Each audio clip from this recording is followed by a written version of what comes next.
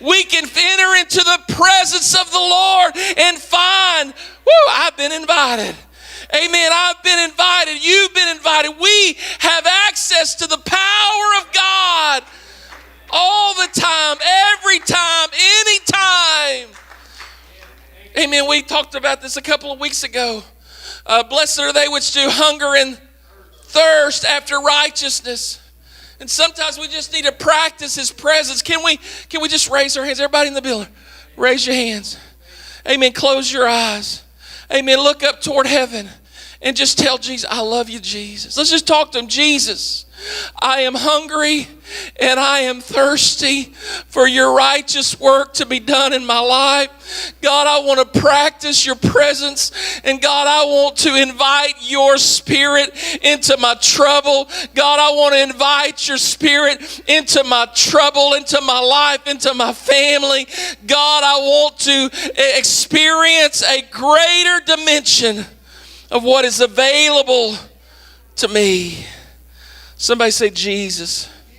What would happen in my life, your life, our life, if we would begin to practice His presence, amen, just a little more often.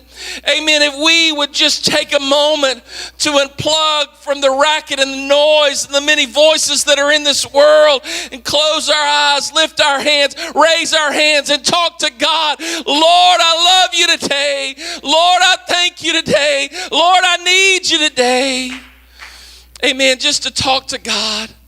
Amen. We think of God being in some place on some upcoming day or some historical past. But I have breaking news. Jesus is close. Amen. It's easy for us to believe that we've had the presence of the Lord here, that we've had people that have prayed and they've practiced and they've tuned up themselves and they sang, and that singing, that music helps us sometimes to kind of get into that presence of the Lord. And sometimes we regulate a certain experience to the house of God, but I'm telling you that what you experience at home and you experience in your daily walk with God can be greater than anything happens in the house of God.